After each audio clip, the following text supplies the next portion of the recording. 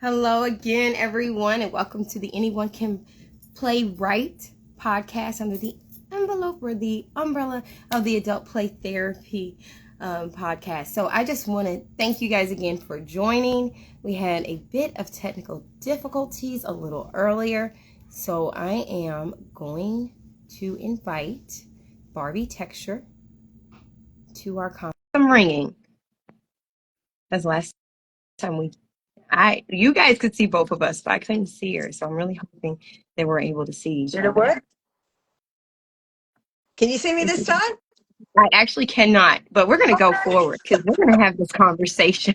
Oh no, because Maybe I can see hopefully when I you. go back and look at this, I'll be able to see you. I don't know why my screen is not Oh no, sharing both. That's very unusual. because I can see you, You and can't. I can see and hear you. Yes. Oh, I don't know why Boo. mine isn't. Oh I no. don't know why it isn't. You Goodness. may need Well, to my update apologies your for the technical Instagram app. difficulties. It has to be on That's a my side. good point. That's a good point. Yes, Busy Barbie suggested an update of your app might help. Really? Huh.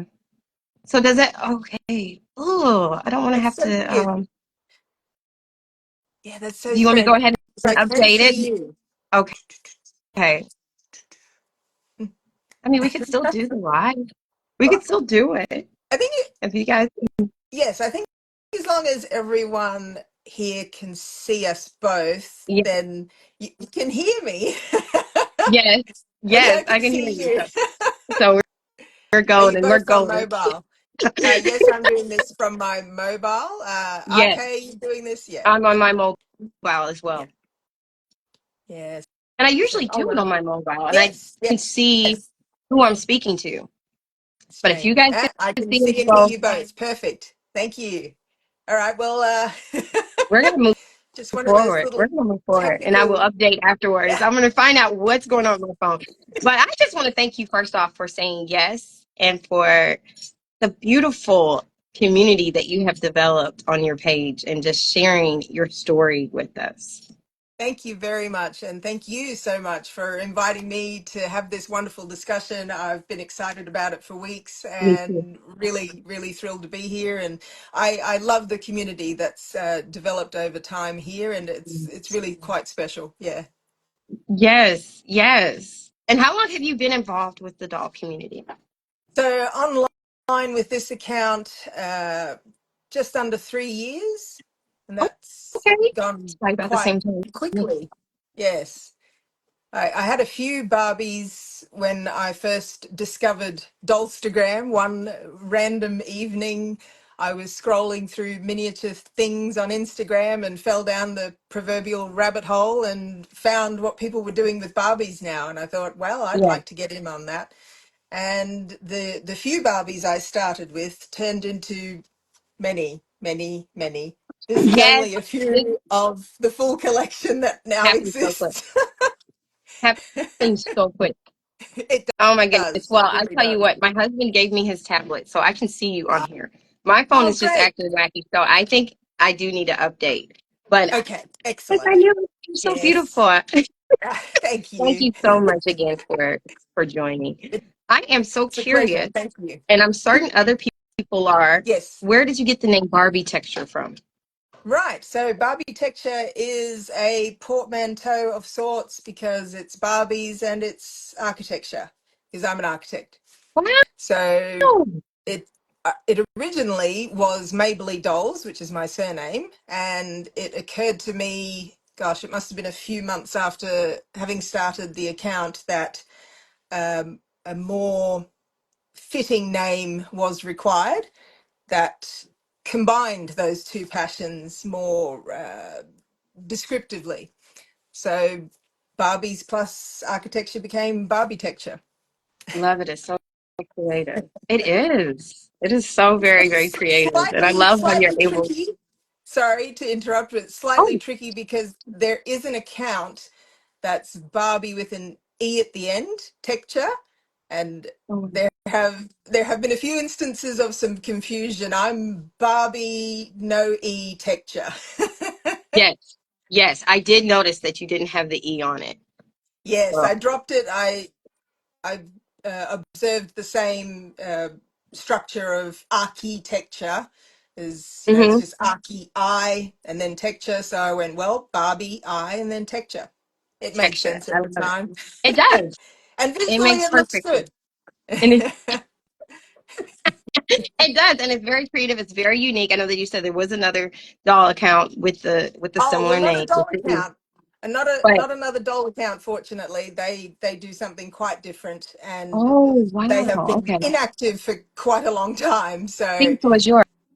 It's yours. yes, so at It's, least this one is the only one in the doll community that looks like that. So there you go. There you yeah, go. Now you have amazing photos. thank you. You have amazing fashion and customizing. My question is, what made you decide to go the route with storyline? Right. So the stories came about because I've always written stories. And the genre of stories that I used to write are more the crime thriller stories. So this, anyone who's familiar with the stories that I do now tell through the dolls and their dioramas understands that it's quite a departure. It's quite a dramatic romance now, really, Yeah. which is hilarious to me because the romance genre is one that I was adamant that I would never write. And yet here we Really? are. There we Here are. we are. Exactly. So Exactly. Here we are. Where do you get your ideas from with your storyline? Do you kind of great just pull question. from real life or from people that you observe? A bit of both. It's a culmination of many years having been at boarding school, having stayed on Mhm. campus at university, having worked at various firms, extensively traveled, met so many people. And when you talk with lots of people and really listen, you can just understand that there are so many fascinating experiences that people have had. And just observing people in various settings, like at university, staying on campus, that one provided quite a bit of background story for some of the things that I've shared. Uh, Clearly, I have not done a direct, oh, well, this event, I'm going to now translate it through the dolls. I've not done anything like that. It's very much been a collage of all of those experiences and the crazy imagination up here. Yes. Yeah, Yes. Yes. Imagination is so important. It really, really is. And I exactly. love that you said that you're pulling from when you were in the university and when, Mhm. so all of our experiences, part of the purpose of this podcast is to let people Yes, know anyone can write. You can yeah, have a history with exactly. writing. You don't have to, it's whatever your creative notion is. And I Correct. love that you're saying I'm pulling back from years ago and Years. from present day That's right. Exactly. because it's all Exactly. relevant. It's all And relevant. So and I you're do. right, anyone can write, and I believe it's inherently human to Yes, be a storyteller. We all tell stories, we and do. the medium through which we tell those stories will differ from person to person. Some of us have chosen to do that with our dolls. Some of Yes, us do that through quite elaborate scenes, and others tell a really engaging story through a single image. It's so yes. varied, and there's no right way, there's no wrong way. It's really about where people are comfortable and what they would like to share with the world, what their creativity is calling to them on that day. Sometimes you do want to spend the hours and set up an enormous scene and tell the really detailed story, and other times you just want to share a little snapshot, uh, Yes. just a tiny snippet from the overall. It varies. And I have seen that with your work. Mhm. Extremely detailed parties. Yeah. And I've seen your videos where you're, describing how long that it took to be able to create the diorama and having them to stand up. And then I've seen your smaller, brief storylines Yes. where Uh-huh. you're showing, Christmas in July and you have a Yes. more of a standalone photo. Yes. Exactly. Yeah. And it's great because it keeps it interesting. Sometimes Yes. you have the energy and the the mental capacity to really take the story to various levels and set it up. That's why those parties are so important. Not only Yeah. are they a lot of fun to do, obviously there's a lot of work, but ultimately it's fun. It really is like arranging a real party, and I can you're see able to that. orchestrate everything that's happening and set this little enclave of dolls up here and pray that they won't fall, and then on the other side of the diorama something entirely different's happening. So Yeah. it's just so much fun. And yes, the many hours. Yes, you invest a lot of hours into it, but it's so worth it because as you're doing it, you really can flesh out the story as well, and you Yes, test the yes, ideas and you experiment. All of this is experiment. It's telling a story through dolls is certainly not a new concept. There are people who've been doing that on here for many years, yes, and really successfully and beautifully and in a really engaging way. So it's certainly not new, but what I love is that we can all do it our way, whether we do the yes, massive wild parties or not. I do like the parties though, because it lets me gather the several dolls in that one location, and then that really kicks off various threads of the story. It's not, there's an overall story that's going on, and within that there are all of these sub stories happening. yes, yes. I have noticed that. Mm. My question is, how do you make sure that you don't have any writer's block, or how do you Oh, overcome writer's block? writer's block. You know what's funny is because I've written before, that's not something I've experienced with translating that storytelling into the dolls scenario.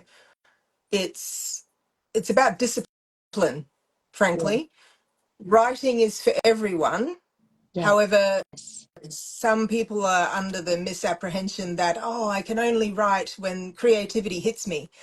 And if you do that, you're doing yourself a huge disservice, because you'll never write if you're waiting for the motivation or the creativity to hit you in the middle of the night.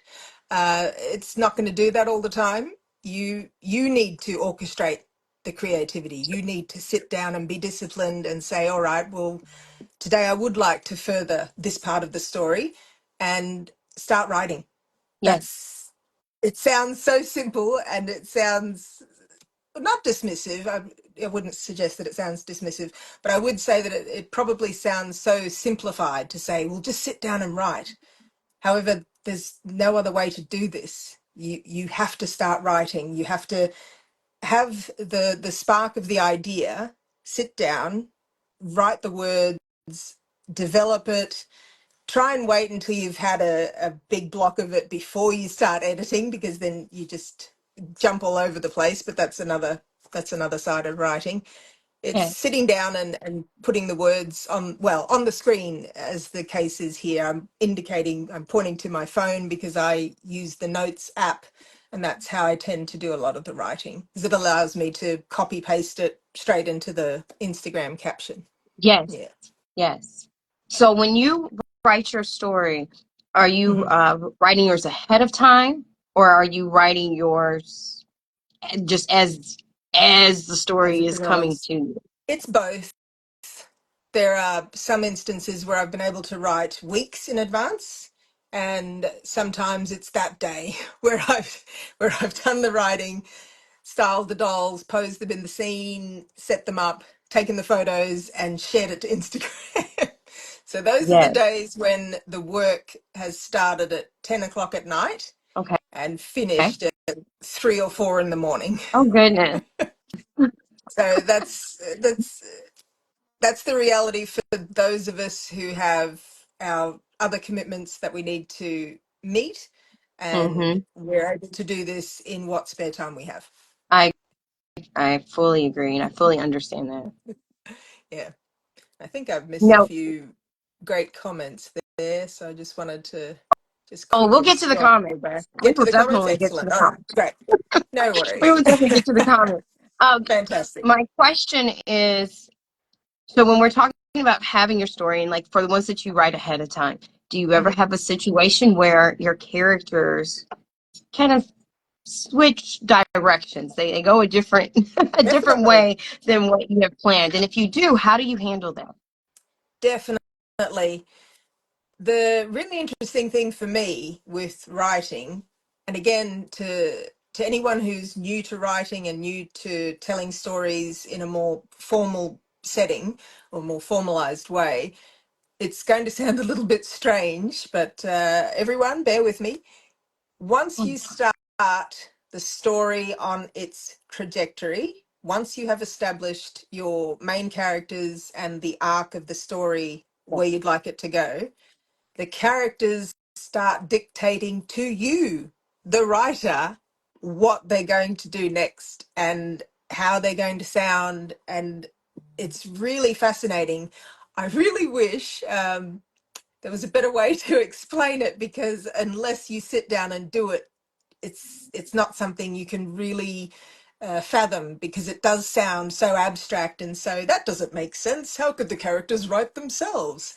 But they do. They You just do. need to listen. You need to sit down. You need to understand, once you've established characters X, Y, Z, right, X has this kind of voice, and so he is going to behave this way. Y Yes. has this kind of voice, and she would never do that thing, but she absolutely would do this other thing. And then Z, he might be the wild card, and he might just surprise you at 3 o'clock in the morning and do a complete 180. And I've definitely had that happen. And I think with these stories, particularly with the dolls as the medium, there is that scope for, not only do you sit down ahead of time and imagine that the characters are going to do this certain thing, Yes. but also as doll collectors, you find a new doll and you find a new That character, was the next question. and then instantly everything you thought was going to happen with the story Yes. just goes out the window. My best I know. example of that is the wedding, the big non-wedding. The two main characters of Callista and Mark were supposed to get married, Hmm.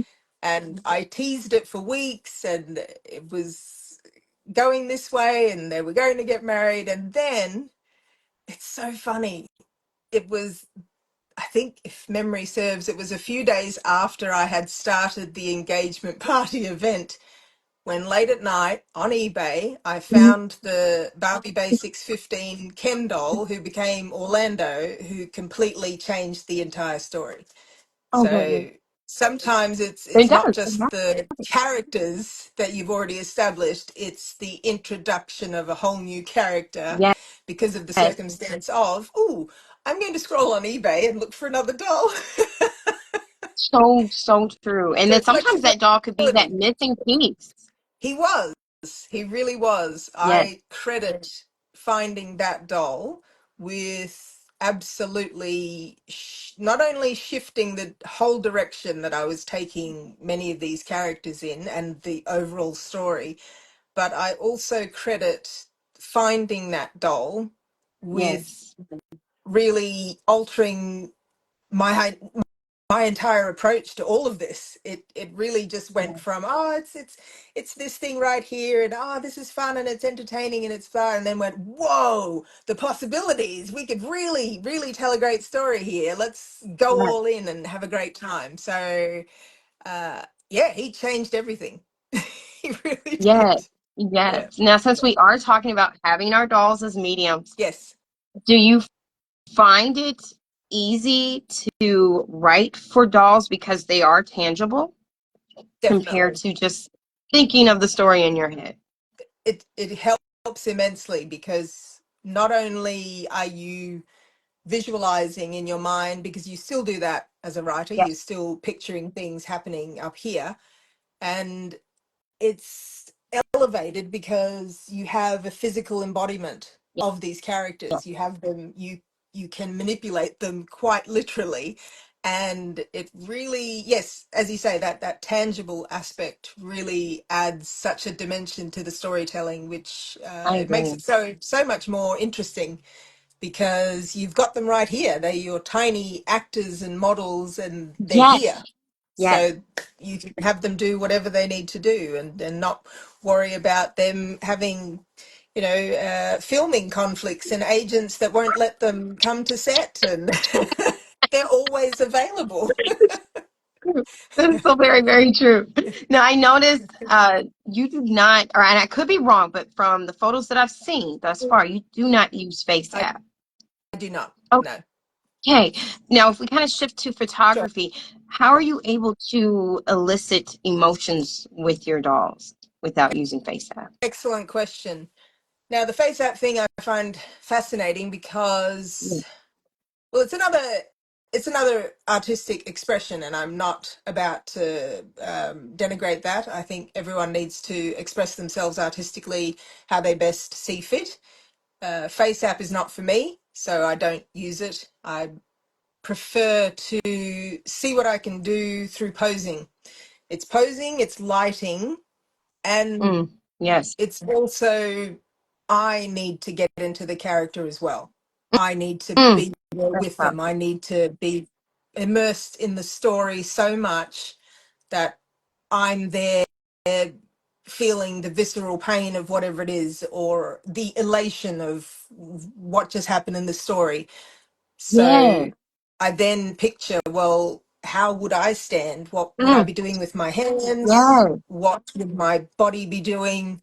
Would I be turned away? Would I be making eye contact? And you ask all these questions, and you are definitely picturing real people Yeah.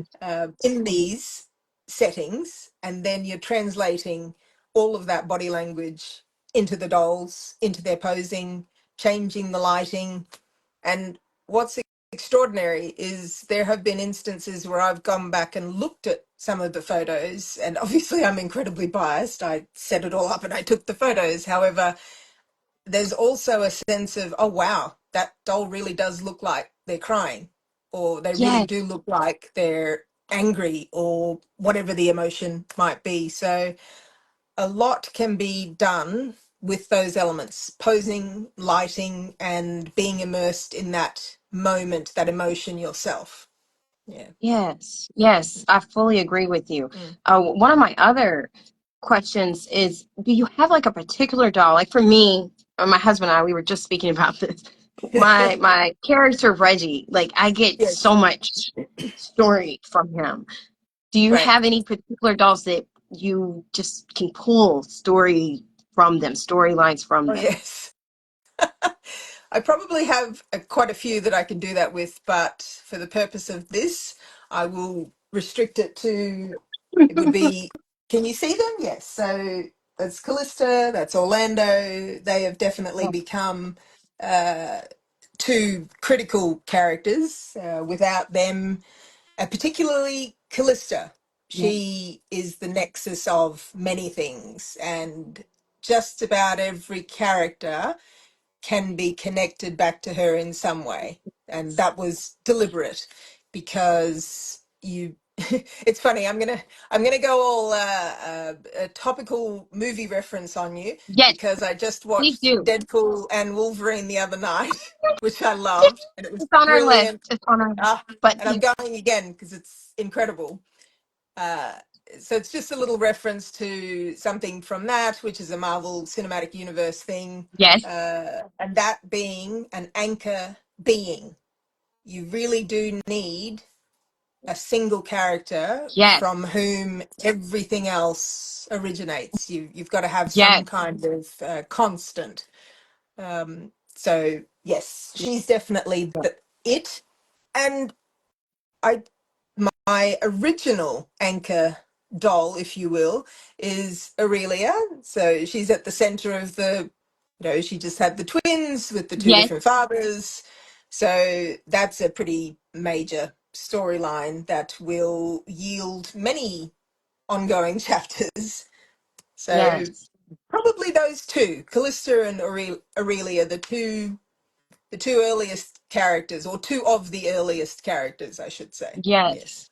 Yes, and I love that. Previously, I had a live. It was so many years ago. Well, I say so many years ago, but I've been on here about the same amount of time. So I want to say maybe last year or year before, and had spoke about the importance of really examining soap operas, for example, because you'll have your central couple or your central family, Uh-huh. and then everyone just kind of spawns from that, almost like a spider web, and they have a Exactly. connection.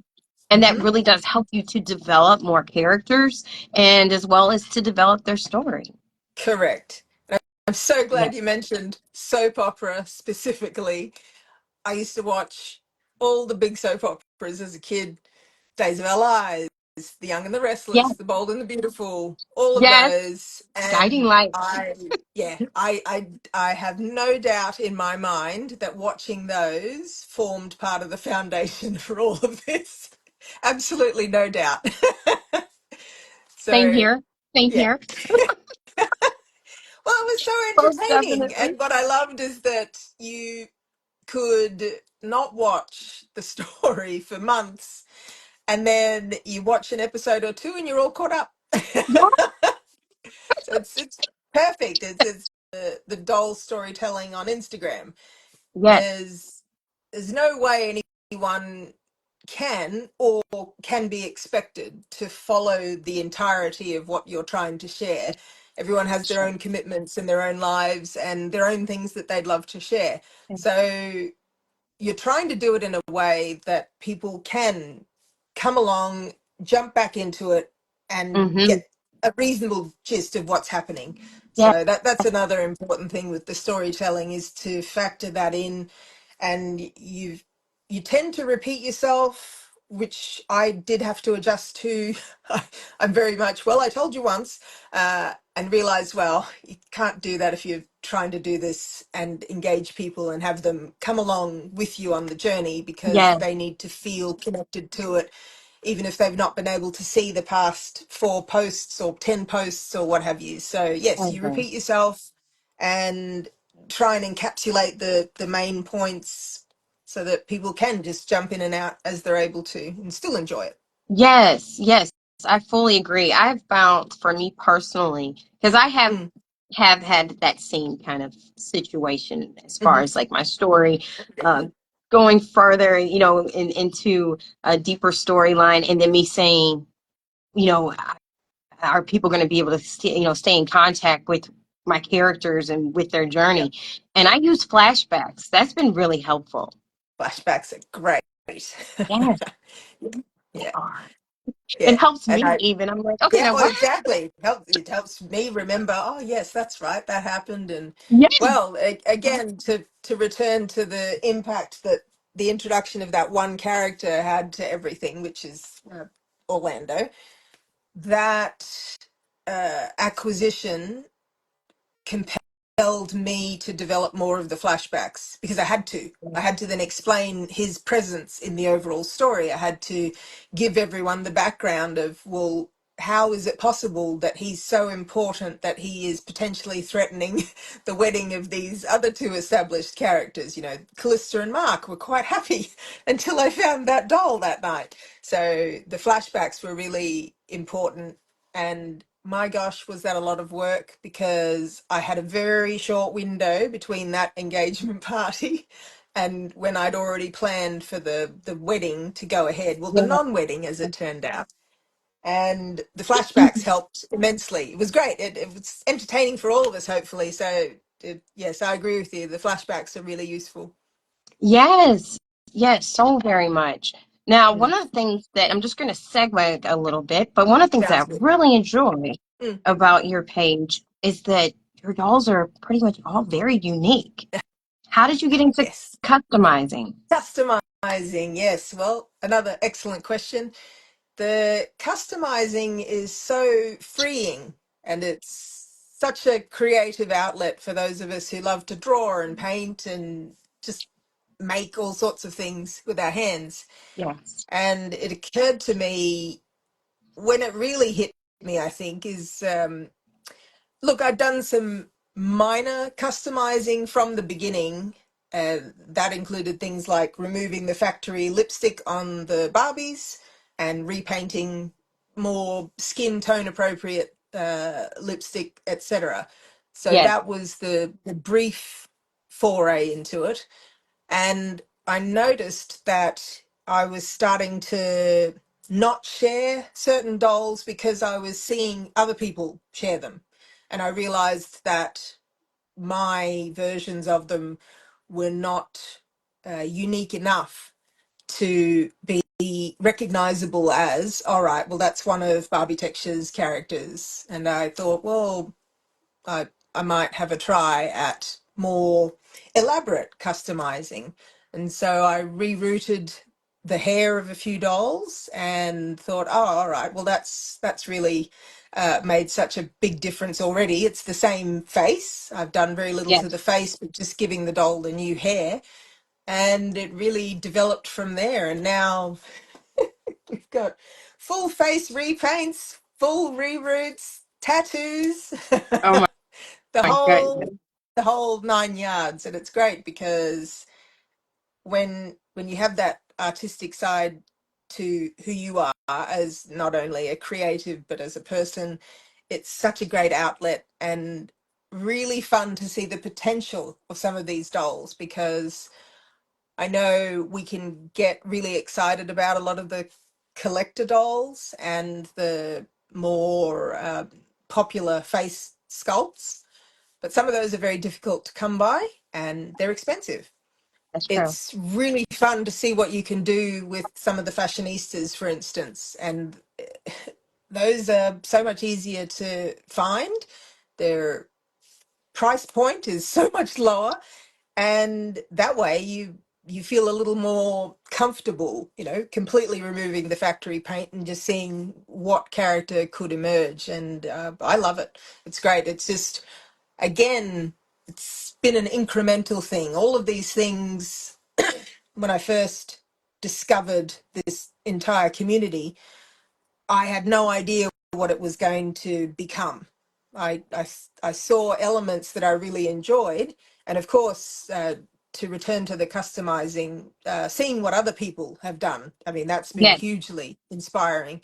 There are some incredibly talented people who you just think, oh my gosh, that looks like that was from Mattel's factory. It's just incredible and Yes. really beautiful artwork and just so much love and uh, yeah.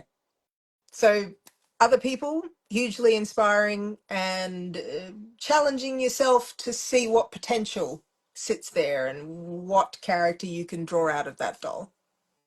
I like that. I really, really do. Yeah. I really, really do. Has there been any time where you've had a doll and you kind of felt like this isn't the exact face that I want? What have you done in those situations? Oh, that is a good question. I can think of one minor character, more me experimenting with the customizing side of it. Uh, and he is now relegated to being a head. I've got a box of heads down here. And I realized when I repainted, he was a full face repaint. He was the fashionista who started with the brown hair with the pink mohawk. I can't Yeah. remember the number. And he didn't turn out as I hoped he would. He was an early repaint and he was, no, not good. And that's the thing. We have to always remember that we're going to be awful when we start. And we have to just keep going. And those of us who can be a little bit perfectionist, I thought, oh well, I'm never using that character again. I will redo him eventually, but because I wasn't able to render him in the way I'd imagined, he was relegated to the okay, no longer a character, but that's fine. Um, so that was one minor instance of that. For the most part, the characters have come about because of the doll. So it's the doll that has revealed themselves to be the character. So that's Yes. made it a lot easier. And I like sometimes that. it's about, I don't know if you can see, uh, So this doll is a what is he? Fashionista 163. I think Okay. that's who he was originally. Sometimes I can't remember the numbers exactly. A lot of And them. yeah, there are a lot of them. That's true. And I knew that he was going to be this specific character. I knew that his face didn't match that as he was from the factory. So he was a good challenge to do the full face repaint. And it took me 3 attempts on the night that I did it. So Oh, wow. it was sometimes you really do have to persevere because when you're working at this scale and you are customizing, the tiniest thicker line here, or it's slightly off center there, it's really Yeah. obvious. And so anyway, yes, he was a And are character you, that I knew he needed to be this doll, but I knew the face yeah, didn't match the character. So that was the challenge to me, to see if I could create the face to match the character. I love it. And I'm pretty happy with how it turned out. So, Yeah, yeah. he looks great. He does. He does. Are you Thank now? Are you. you It looks quite using? different to the origin. But see, because of course you know that, and I'm able to see this right now on my husband's tablet, so Nice. that's how I'm watching it. But of course you're able to know because you remember the first time Yeah. and the second attempt, and then where he's at right now. Are you using acrylic? Are you using colored pencils? I use both. So just depends on the level of customization. Sometimes the lipstick change is sufficient. So that's done mostly through acrylic paint. At least it is for the Barbies. When it Yes. comes to the pens and giving them new lips, I usually do that with the pencils because I find getting the more natural skin tones is easier for me through the pencils. Yes. I find it more challenging trying to mix the natural skin tone through acrylic. So it depends on what I'm trying to do, but it's both. I like that. I like that. Plus, colored pencil kind of gives them more of that matte look. That's true. That's true. And on that, the sealing of the whatever the artwork is becomes quite critical, because if you don't seal it, number one, you will sort of wear it off with the oil from your fingers, for instance. It will rub off over time, and it also takes away some of the shine Yeah. if you've got certain um, elements that are quite shiny when they're dry. And also, some dolls, the plastic is just quite shiny. And That's true. using the matte finish, Mr. Super Clear, which is somewhere in there. Oh, there we go. I think I think most people who've done customizing are familiar with what these look like. And yes, the flat finish, matte finish, and yes, takes away that shine. And you're right, with the pencil, it immediately is a nice matte Yeah, finish, which is more natural looking and less distracting. So yeah. I love that. I love that. Now, if we kind of shift over to your amazing dioramas, and now knowing Nice. that you are in fact an architect, Hmm. how has that been being able to fuse what you do for a living with your hobby? Great question. It's wonderful. It's something that I've done nearly my whole life, which is to create houses and spaces and just Wow. dioramas from cardboard, from boxes, from stuff lying around the house. And as a kid, I would make doll houses out of big biscuit boxes and buttons for doors Yes. and all of that fun stuff. And then as an architecture student, learning how to use cardboard in all these different ways and different techniques, and then to be able to apply all of that to what I do with the doll dioramas is great. Yes. It still amazes me what you can achieve with cardboard. It's sometimes people, I think, get a bit caught up in, oh, I've got to use timber, or I've got to use this, or I've got to use that material. And I have seen a few people be a little negative about some of the materials, balsa in particular. And to me, it's never about the materials, it's about how you're going to use them. And if balsa is what you have available to you, then use that. Don't worry about people trying to be down on what you've used. You can make balsa look like anything you want, and structurally, it can be very strong. It's all in how you use it. Yeah. So I really would rather people felt comfortable being creative with what is available to them, because frankly, some of these materials can become quite costly, and they can also be challenging to find. So if your local hobby store has a certain material, use that. You don't have to get caught up in using specific things. It's more about looking at the materials and thinking, what can I do with that? How could I manipulate that? How could I paint that? How could I layer it for structural integrity? And if it's thicker, it's going to hold up certain things, and just have fun. A lot Yes. of this is all meant to be so much fun. Yes. And when you can sit there with your foam core board and your cardboard and your bit of paint and bit of glue, and you turn it into a space, that's amazing. I I mean, agree. you just like being a kid again. Yes. You put together something, and all of a sudden it's a living room, or Yes. it's a party, it's an office, whatever it is. It's great. And then you put the dolls in, you pose them, and then suddenly it comes to life. It's no longer Yes. this sort of uh, not clinical, but it's no longer a space that's lacking in vibrance. Yes. The moment you put the dolls in, it elevates that diorama to, yes, to a really engaging and welcoming space. And it's about creating that illusion. We're trying Yes. to bring everyone into our story, and we want them to feel like you're in their living room, you're watching this scene unfold. Let's do what we Yes. can to keep everyone in that illusion. Yes. And the I dioramas are very, very important for that. Yeah. I fully agree. I fully agree. I recall being a child and going to the hobby store at my mother and seeing the 112th scale homes Yeah. with all the different, rooms in there at the living room and dining room, and you would see the little miniature Yes. dolls, Uh-huh. and you just felt like you were a part of it.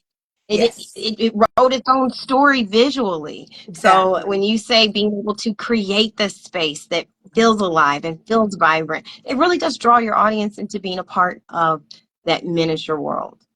Exactly. Exactly. And the And I want to miniature give you an world applause and tell you just I admire grabs. you for being Thank you. a female in a very male dominated industry and being able to put your touch in it. I love Thank it. you. So Thank you. I Yes, admire thank that. you very much. Yeah. It's great to be able to bring the cumulative years of various work and life experiences into what I share here, Yes. because I I really did not think it was possible to have this much fun with inanimate dolls, just Yes. these little characters. And you you give them a name, you give them a character, you give them a relationship to other Yes. characters, and suddenly you've created this whole tiny world, and people care about what happens to them. Yes. That blows my mind. That's amazing. I love it. And I love that there are I so many agree. people in our community who are happy to come along for the ride. They're happy to suspend the disbelief. Yes. They're happy to be immersed in the story, and we all escape into our imagination. Yes, very, very much. And I believe that for whatever industry or occupation that we have, being able to have our hobby also influences how we're able to shift our perspective for our daily life even. Do you find that to be true Exactly. for you? Oh, absolutely. Having the creative outlet here allows you to be more comfortable, more present, more yourself everywhere else. Because those of us who are highly creative need the outlet, and Yes. something like this, where it combines so many creative pursuits into the one hobby, into the one passion, that it can't be beat in my book. So when we get to enjoy this here, we're so much better and feel more enriched out there, which is really positive. Yes, yes. And we need more positivity, regardless if we are talking about fashion or just outdoor photos or storyline. It still brings such a Yes, positive vibe and allows us to be able to escape the madness of exactly. what's going on around us. It really, really. Exactly. Life is stressful. Life Yes, is filled with people and things that stress us out. it's true. Hopefully more the things than people, but that's another thing.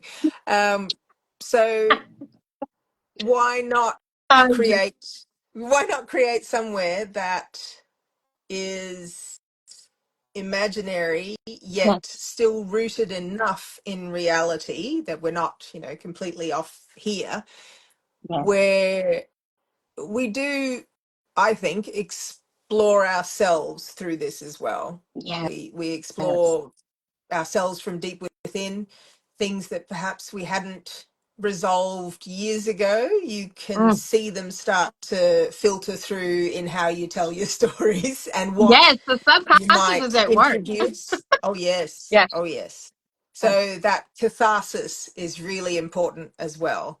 It allows us to have that play therapy.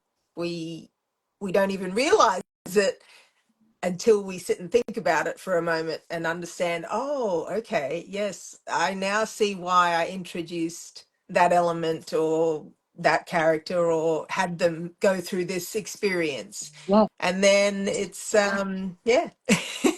Yeah, So catharsis. true. Yeah, So true. and So that's true.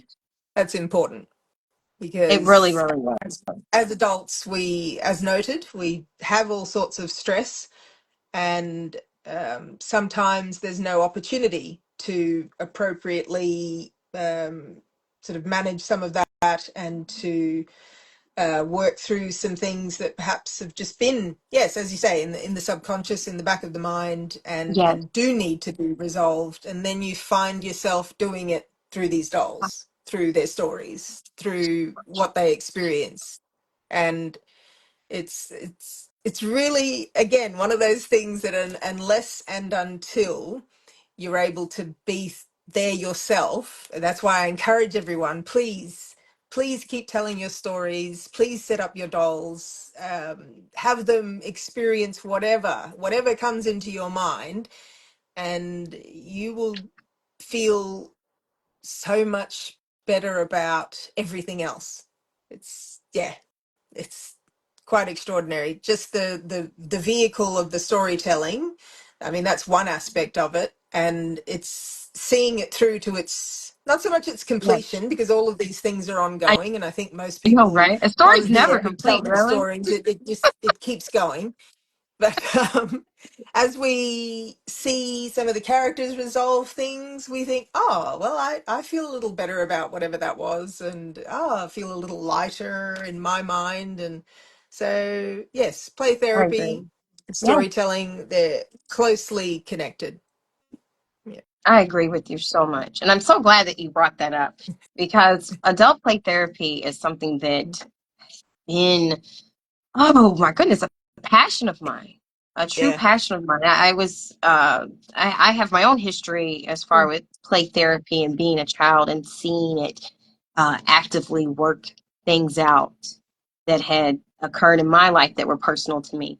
Mhm. So when I got older, you get older and you just try to be an adult and you try to just deal with the stress and just Exactly. try to manage it on your own or go see a therapist and try to work with the tools that they give you and go from there. But how Exactly. much more incredible would our experience be? And I'm not saying anything against therapy because I went to school for it. So I believe that therapy is highly important. But I think that in Absolutely. addition or a supplement with it Mm-hmm. is to be able to find something that you enjoy, that you can creatively express yourself, and that, just like you said, is cathartic, is therapeutic. Mm-hmm. It allows you to be creative and release whatever anxiety or whatever past situations have taken Mm-hmm. place, and you're able to see it play out. Like sometimes I'm creating a storyline and I'm posting Mm-hmm. it, and I'm using certain characters that I don't even realize. Just like you said, I don't even realize the Exactly. closeness of who they remind me of until Yep. I go back and I read it, or I think on why am I using that character so much? And then I'm like, oh, this part, it reminds me of this person. Exactly. And it allows you to be able to express that. And then sometimes you're intentionally having that person in mind when you create that character So or that true. situation. You have it very present in mind, and you're able to work out, just like you said, experiment. You're able to Mhm. experiment different scenarios of how it could play out in a healthy way or even in a toxic way. It's all good. It's all good. It is. It is. Yes. And exactly. I was nodding along and agreeing with everything you said then. It's sometimes we are doing it quite consciously. We are aware of exactly the people who form the basis for a specific character. We know who they are. And they might be people from the distant past. They might still be in our Yeah. lives, whatever it is. It is all on the table, and it's all helpful.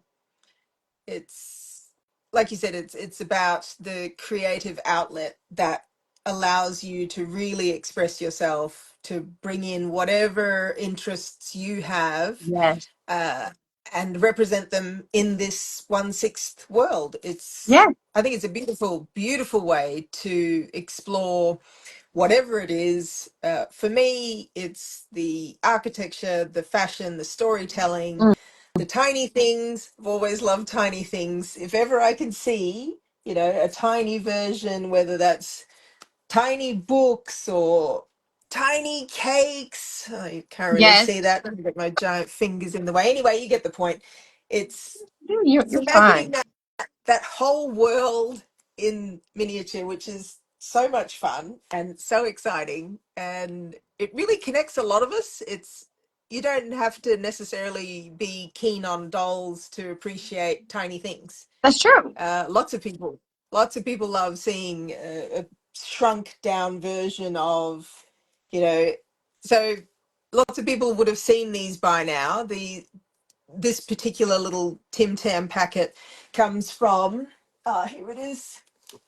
So Coles is one of our major supermarkets here, Okay. and they released these years ago, and it's this set of all of these minis. So they're just mini grocery items, mini That's nice. washing powder and cereal and juice and eggs Mm. and everything. That's And nice. so many people went absolutely nuts for these that you had to, if memory serves, because these were out years ago, you had to buy a certain amount of groceries and then you were able to get a mini at a time. And anyway, people just loved it. So the That is the nice. mini world connects so many It of us that aren't does. necessarily doll people.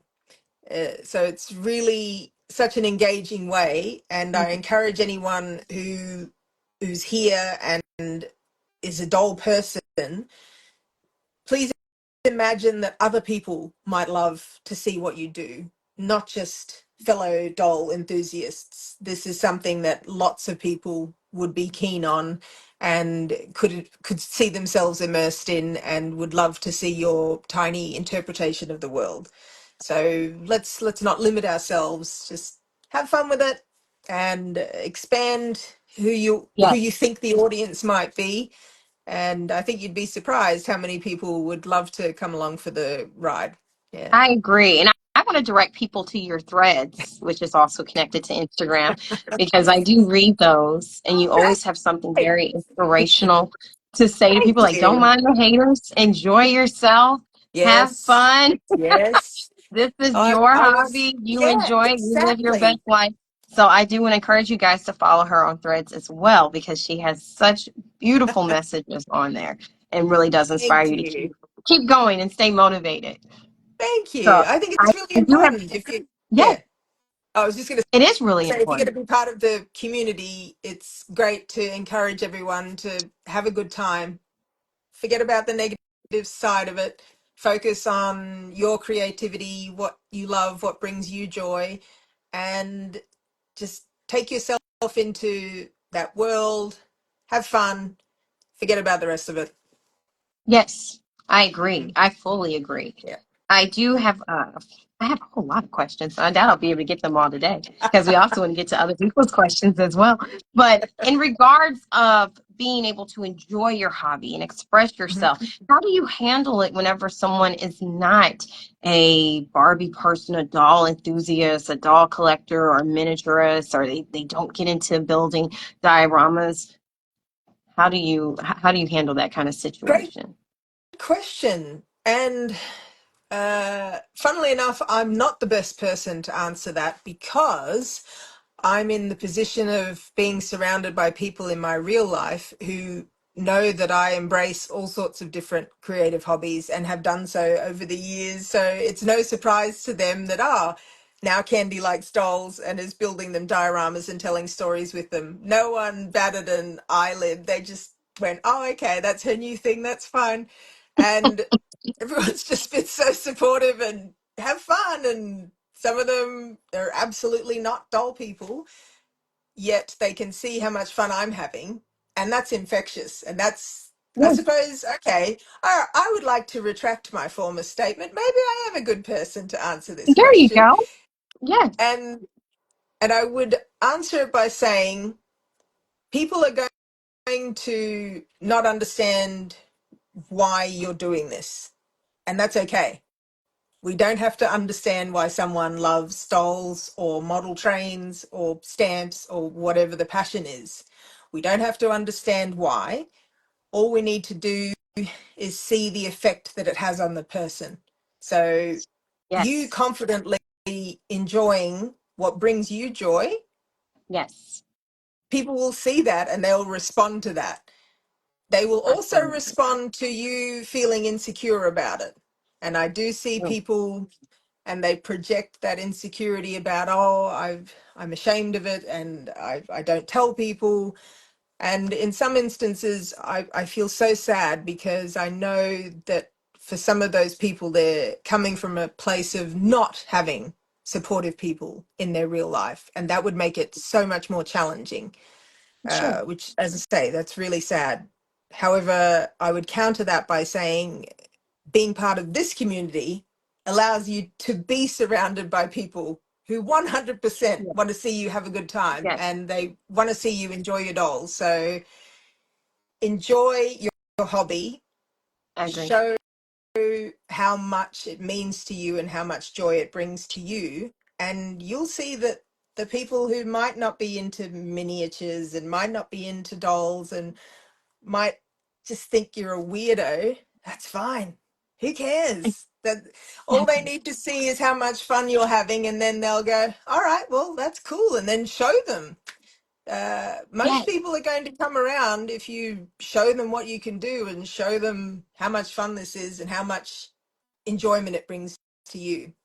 So, I agree. yeah. I fully agree. Have you met anyone in your circle who, because of your enthusiasm and your confidence with your hobby, have you met anyone who they are now collecting dolls or they're now collecting stamps or anything of that nature? No, because some of them already had their own hobbies. Okay. So again, they came from a position of understanding and also going, all right, well, if she's just on her new thing, that's fine. Um, no, I don't think I've managed to convert anyone. And that's okay. Yeah, I don't have a wide circle of friends anymore. You get older and the circle does shrink It considerably. does. And that's a So good thing. I think it's a great thing. It's a great thing. Oh my gosh, I distinctly remember many years ago, and you had hundreds of Facebook friends and these friends and that friends, and it just it's too much. We can't be everything to everyone. We need to, So yes, true. just yeah. So Um, true. but I think everyone, well, at least in my case, they're supportive to my face. I don't know what they're saying behind my back. Who knows? And it doesn't even And it matter. doesn't It matter. doesn't even. It really Mhm. doesn't matter. As as long as you love it, that's I really all agree. that matters. You I know, that's something that agree. everyone's going to tell you from when you're this high to now. Do what you love Yes. and forget about the rest. Yes. Yeah. Yes. Have you always been a Barbie girl? Like since you were Well, young? yes, growing up in the 80s, I had a whole bunch of Barbies. I had the white Barbie Ferrari. I had that awesome 1984 kitchen. Oh my Yes. gosh, I loved that kitchen so much. Oh, I can still remember when my parents bought it for me. Just the tiny little glass, well, goblets more than anything because they didn't look like glasses at all because they weren't see through. And That's just to be true. able to hang them on little notches over the thing and Yes. yeah, and the oven opened and yeah. So as a kid, massive Barbie fan, massive. And always used to wonder why their hair never grew back when I cut it though. It will remain one of life's mysteries. Who knows? See, And you now were I can give them customizing big back hair, so it then. doesn't matter. You were customizing back then. Exactly. I was customizing back then with zero skills. Despite not small beginnings, you have to begin somewhere. You You have do. to. You do. You That's do. true. I do have a question with storyline because we talked about how therapeutic and cathartic storylines can be in building our characters as well as constructing the personality of the character. Yes. How do you handle sensitive topics, especially now in our social media realm where so much is often banned or canceled, or you have to word Yes. things with letters Yes. and numbers? Yes. So, how True. do you handle sensitive Absolutely. topics? That is a great question. And I haven't had to handle topics that are, well, I suppose. Oh, hold on. Just to illustrate the point. Okay. So these two characters, they were, in fact, my first doll couple as an adult. Uh, Okay. they were two of the basics that I bought back in 2010. And even though back then buying them had nothing to do with collecting and had nothing to do with Dollstagram, I didn't know it existed. It was so that they could be literal tiny models for my clothing label, which happened years after that and lasted for a few years. So I bring experience from having been an architect for many years and then stepping sideways to be a clothing designer and then stepping back Oh, to architecture. All of that to say, because these two were so um, sentimental to me, it was important that I find a way to keep them together. And in trying to explain that, I did handle the sensitive topic of loss, like, you know, pregnancy loss. And I did that through wording it not so much euphemistically. I didn't use euphemisms as such. It was more to explain the absence of, if that makes yes. sense. Yes. And that's how I tend to handle certain things that I know might get flagged by the bots, is to, I suppose, yes, all right. I suppose to be fair, it's a euphemistic approach, but not a specific word in place of more sensitive word, but maybe a whole sentence to describe something, uh, and then people get the idea. So I I agree. I I am aware that there would be certain trigger words that will set off things, so I do my best not to use those at all. And when there are times of a character maybe not so much that the swearing is an issue, and swearing certainly wouldn't be considered sensitive. I suppose to some people it might, but as far as the censorship side of Yes. not getting flagged, Yes. then it's enough to have maybe the first one or two letters and then your M hyphen to fill in the rest, or a couple of symbols, and Yes. that's a pretty simple way to do it. But yes, Yes. it is very important to keep that in mind, because I think um, people have experienced the flagging of their account or a comment or a post even, and they've been confused as to why, and yet you think, oh, maybe you hadn't, if you hadn't used that specific word, or you hadn't tried to suggest what is quite sensitive, then yes, don't get flagged again, don't use those. That's where the whole people saying unalived, for instance. I Yes. remember when I first read that, I went, why did they say it that way? That's, and then Same here. realized, oh, they have to, because if they say the the Other word. typical word that we've become Mm-hmm. accustomed to, they'll have their whole account flagged, which is just Yes. strange. But you have to understand how the game works and play I by the agree. rules. Mm. I agree. I agree. I just got done saying that with a sister friend of mine just yesterday. It's like you have to know the game and know how to play by the rules. You really Yeah, do. you And may not agree with the unfortunately, we don't really rules, know but what words yeah. are triggers nowadays.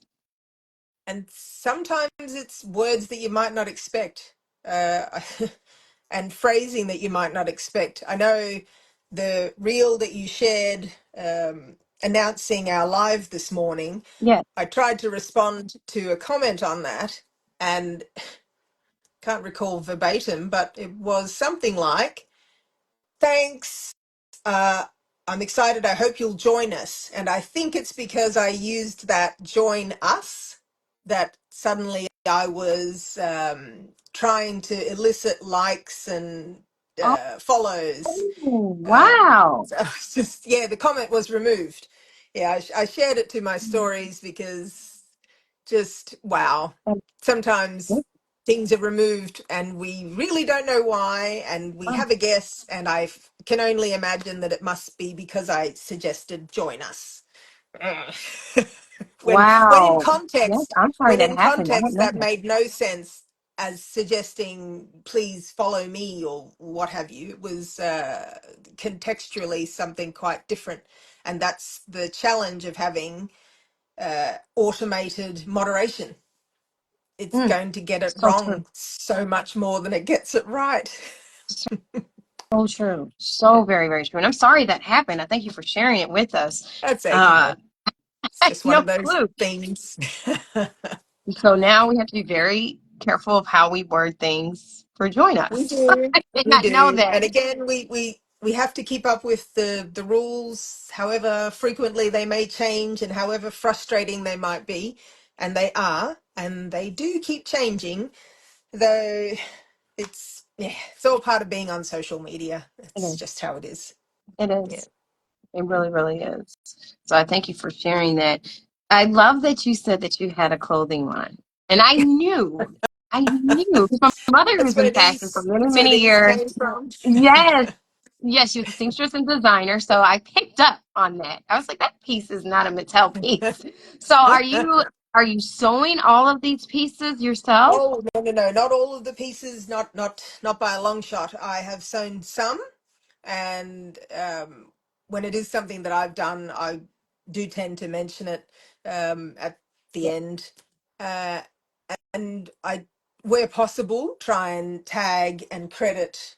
Because if you look behind me, we've got lots of pieces here from Charlie Boutique, Barbie Boulevardier, M Creations, The Yeah. Confusion 83, My Killy Fashion. So these are all people on Instagram, Yes, they fellow are. creators, and they're marvelous. Yeah. They make such amazing doll clothes.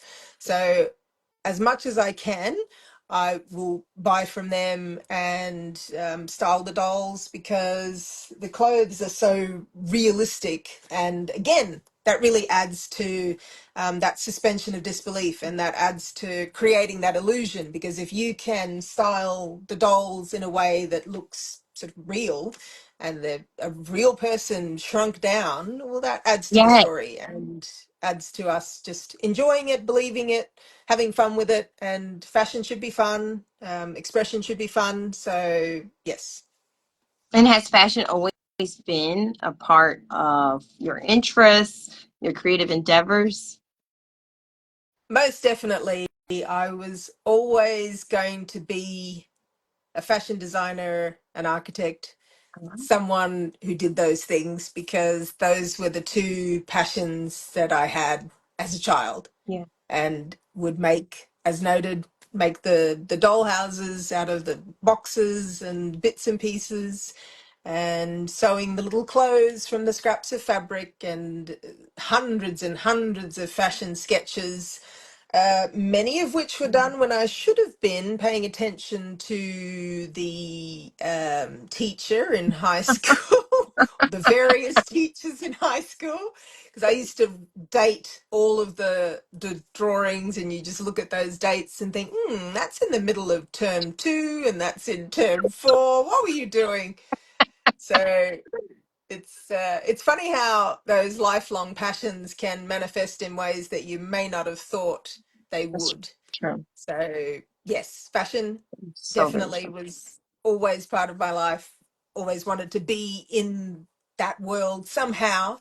And whilst my clothing label was short-lived, I can pursue the fashion through the dolls, which is And great. you I love styling them. It's get so to much fun. experience it.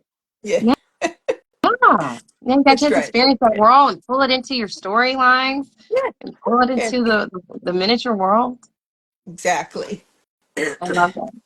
I love that. And one of my last questions for me before I Mm, get to everyone else's question, yeah. I do know that you said with the parties you're able to have these sub Mhm. stories. What made you go the party route?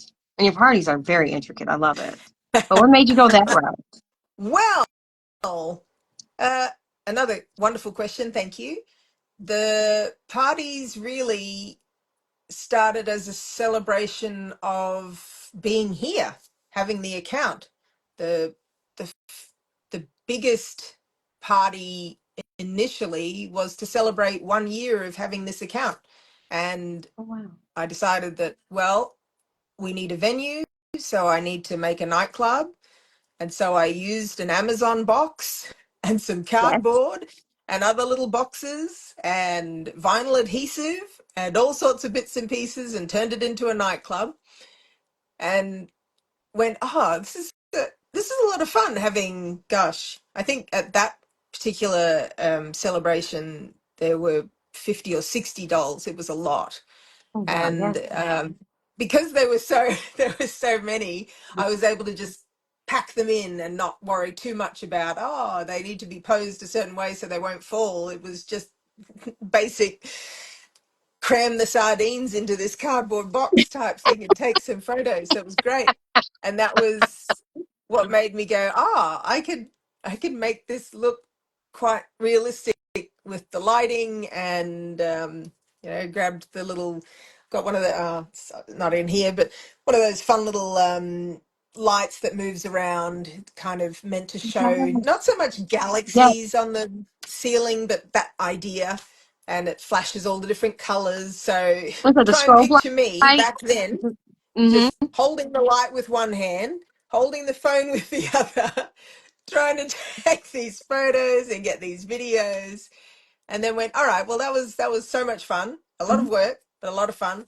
And realized that having that many dolls together from a storytelling perspective allows you to then determine, all right, well, that dynamic looked interesting, Yes. let's explore that further.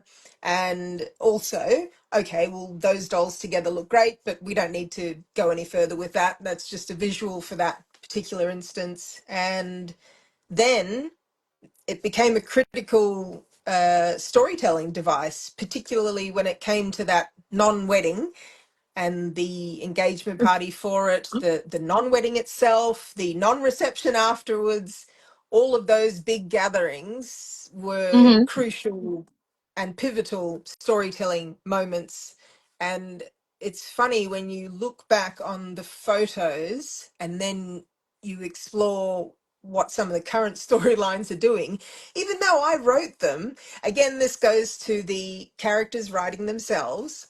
You Yes. look at those earlier videos and photos and think, oh my gosh, those two characters were sitting next to each other. The subconsciously I had kept that going from Yeah. that point. Sometimes you're not aware that, yes, you might be styling it from what you think is purely a visual stance, Yes. but turns out it was still all part of the story. Yes. So it's quite, and it's a really interesting metaphor for Yeah. what you can discover about yourself through telling these Yes. stories. Sometimes you don't realize it at that time, and then on reflection later, you understand what was going on. Mm. So the Yes. big parties are crucial storytelling elements and devices now, and they're done quite purposefully to allow a few things to branch off from each instance. And Yes. it's also a practical thing because sometimes I'm not at liberty to consistently be on here every day or every couple of days. So if I can establish the party on day one, I might be able to come back to it on day 5 and then Yes. pick it up from there. And we get to day 14 and then we might explore something that was set up on day 1, and I'm only now able to flesh it out a bit. So yeah, I there's a like lot of so what patience that we seek from the audience. Is yes, please be patient. I know. Isn't that so true? Especially, I Yeah. understand. I fully understand. You know, I have 10 children, my husband and I do. So I'm Wow, constantly like fantastic. encouraging myself, like, be patient. Like, I'm telling myself, not even the audience, just like, be patient with yourself. Because I have True, so much true. story and where I want my characters to go. And sometimes I'm not able to move the story as fast as I want because real Hmm. life takes over. So you're right. Patience is a virtue. It's so That's important to so be true. patient with yourself as well as our audience. You know, we have a great doll community, though, and miniature We do. community. They're very, very patient. And I I think guess just everyone understands that. Everyone's got their own commitments, so everyone seems to understand that really well, which is great. yes, yes. And I gather that was going to be my last question, but then you talked about the dioramas, and you have these huge guys. You have to go. I can't remember when you did this live, but you did a live, and you were breaking down each portion of the party that you had constructed. And you had talked about how long, or I should say, you spoke of how long that it took to construct it, and how long that you would have that piece up. Yeah. When you construct a masterpiece such as that, Mhm. how long do you usually keep that piece up before you have to collapse it? Well, that massive one that you're talking about, which is the backyard of Callista and Orlando, that's still in the spare room. That's still Oh up. wow. That's been up for just over a year. So it was, I Oh, built wow. it so that the venue for the engagement party would be what was then Callista and, where's Mark? Here he is. Right. Might be easier if I bring them to camera. So that's Mark with the now current partner. And Oh, then, of course, these two are the main two. So it's now their backyard. But I needed the, because once upon a time it was just these two. So I needed the venue for their engagement party, which was in yeah. May of last year. So it was built for that. And it's still there. So that room is not a functioning spare room. That room is a diorama repository.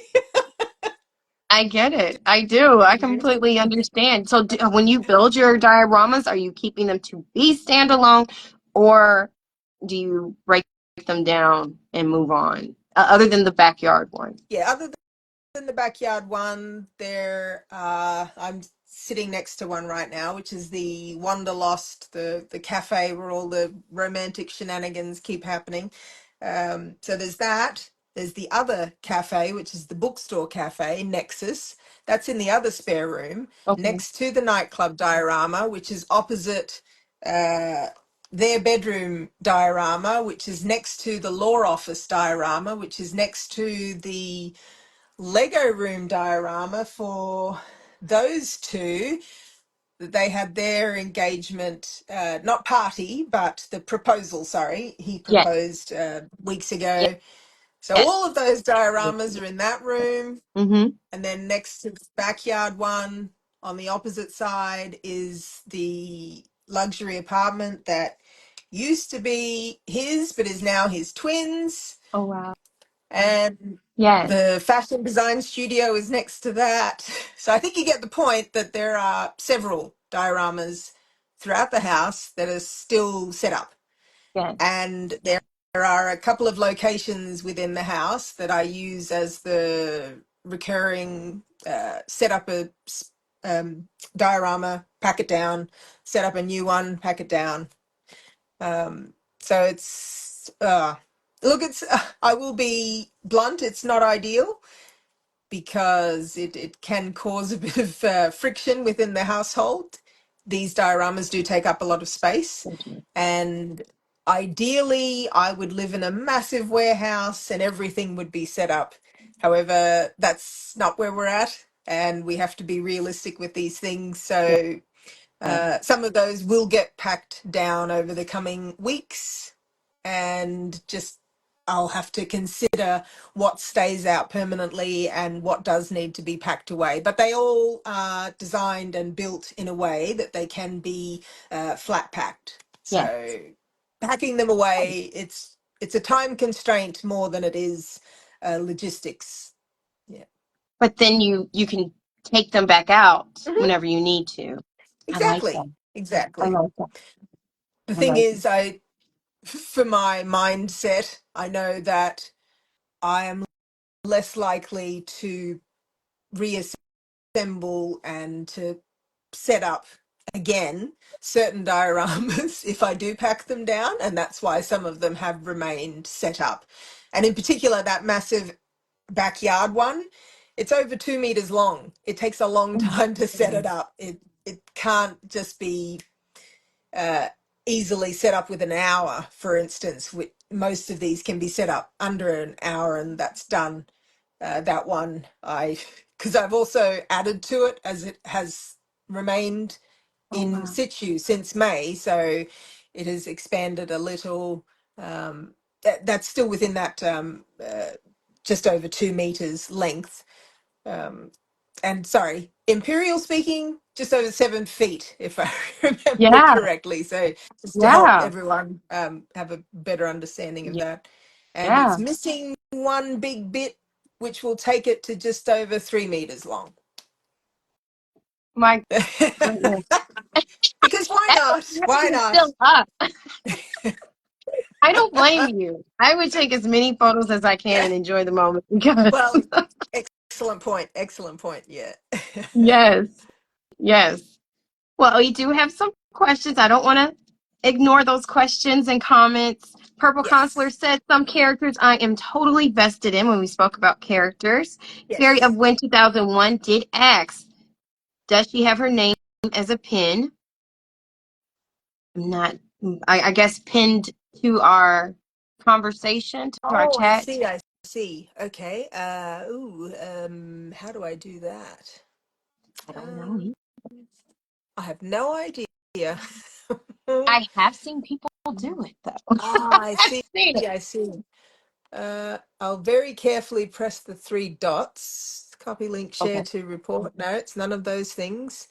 And then pressing that pull down next to the live button just shows me Click on who's here. name at the top. Oh, I think Hmm, I what does that do? think I can. Both presenters will be shown. You can follow from there. So, Okay, cool. did I? Do I pin her on there, or Yes, then we the can audience member click can and click on the follow. top? Click on names at the top, both through the heart. Yes, thank you. That's very helpful. And I think it probably has to be you, RK, as the originator of the live, because I Okay. don't have that option available to me, I don't think. Hmm. Hmm. Yeah, I don't think so. Click on, yeah, click on names at the Let's go top. back again and do this. Okay, so we are clicking on the three dots, and we have pin comment. I'm Mm-hmm. thinking that that's the one. I did click on it. I'm hoping, did it pin? Do you guys see it as a pin? As a presenter, you have to type the comment. Then pin Uh-huh. it. Oh, Cool. awesome. Okay. We can definitely do that. Nice. This is all new. This is all new. I love it. That's Okay, great. so Well, exactly. Learning, yeah, it's great. type the comment, and Mhm. then I have to pin. I'm sorry, this is taking a little moment. That's I'm okay. hoping it works. I hope it works. Thank you. I hope it works. Okay, so we're gonna go to the next one as I still figure this out. I Hmm. would love to learn how to be an engaging writer, and that was BZY Hmm. Barbie. I'm guessing that's Hmm. Busy Barbie. Yes, yes. Who's been very helpful. And hi, Arts and Dolls 23. Hello, hello. So, Busy Barbie, to be an engaging writer. Gosh, how do we sum that up quickly? What can help is to speak your dialogue aloud so that it flows conversationally. You don't want it to be too stiff or, oh yeah, okay, cool. I think that's worked. I That'll think, work. yeah. Okay. Yes, you don't want your writing to be too formal, particularly not in this setting where we're having conversations, or these characters are having conversations, and so the way they speak should flow in that manner, I agree. and that really helps. That helps a lot. When it's too formal and too stilted with respect to the dialogue, that doesn't allow much connecting to those characters. And with the show Don't Tell, that most people would be familiar with as a writing tool, you want to describe the setting. You want Yeah. to talk about, is there a breeze? Is there sunlight coming in through the window? You don't want to be so briefly descriptive that, oh, it was a sunny day. Well, it's not really very engaging, is it? However, if the sunlight is streaming through the window and it was warming up her back and it made her think of blah blah, then you can start to get a little caught in that moment. So you're really trying to be conversational. You're Yeah. trying to paint a picture of what that scene is with your words. And you're also trying to do that economically, Yes. because Instagram lets you do 2,200 characters, not words or letters, but characters Yes. within the caption. And interestingly, and I've tested this through an online word counter, uh, it's fewer words than that. It doesn't allow you the full, because I've well, unless the word counter online was inaccurate, but I don't think so. So edit carefully and take out filler words. Immerse us in the story as best you can, and that will go a long way to being a more engaging writer. That's obviously a very, very short response to what can be quite an involved topic. Is writing is something that you will develop over time, and you will discover your own voice Yes. as to how you tell your stories, Yes. and what's an engaging story from one writer will be quite different to what another writer's engaging story is. That's why we can enjoy so many different stories from various authors. There's no one right way to do it. Yeah. Yes. I'm glad that was helpful, and I'd be very happy to field more questions via DM. So please DM me if you have some further questions. I'm very happy to help. There you go. I believe that was beautifully articulated, and I fully agree with you. Area Create says, I am having the worst block ever right now. Would you have any suggestions for her? I know we did speak Right. about it, but if you have any Yes. other So suggestions. yes, exactly. All right. When we do have those blocks, sometimes that's telling us we haven't had enough life that day. Sometimes Mm, I we like need to go for a walk. We need to reply to that text from the friend that maybe you'd been putting off. A few things to engage with what's going on around you again, so that you can be better connected to up here, trying to get those thoughts out into a story. So if you are feeling that you can't write and the words aren't coming and the ideas aren't flowing, one of the quickest and easiest ways is to either go for a walk or have a shower. You're going to mm, come up with some of your best ideas when you're in the shower and can't write them down, but at least it will get the ball rolling, and just grab onto the one that most connects with you in that moment. Write that down as soon as you get out of the shower and go from there. Sometimes just type gibberish. That's going to sound really weird, but it's the mechanics of sitting down and doing the writing. Sometimes it's not creating these cogent sentences and eloquent phrases. It's telling your brain, we're going to write, and just bash on the keyboard or click away with your thumbs. And before you know it, you'll be back in the story and the block will be gone. I like that. I like now my personal question that I wanted to ask earlier when you speak about Mhm. writing daily. How much time do you devote daily to writing or every other day? How often or how much time do you devote to that? While it varies, on average, an hour to 2 hours a day is what it ends up being on average. Certain days it's several hours, and other days it's none, or very, very little. It might be going back and editing something and realizing, oh, I could tighten that up. I could make that flow better, or oh, I need to change direction there and just remove whole portions. And I strongly recommend, in the instances where you find yourself brutally editing what you've already written and you take away a lot of dialogue or scene setting or whatever it might be, please don't delete that entirely. Put Yes. that somewhere, save it somewhere else, because there's some good stuff in there that you might use at another time. You might have a really great turn of phrase that you would love to revisit. And if you have deleted it, you can't use it. Sure. So I, with my notes app, I have a basic heading and a number, and that's a consecutive number. I think we're up to 42 or 43. And that doesn't mean posts. Within each of those is several posts.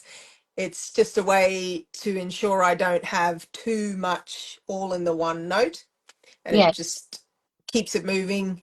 So generally at the end of each of those, they're not quite chapters, but just sections of text really.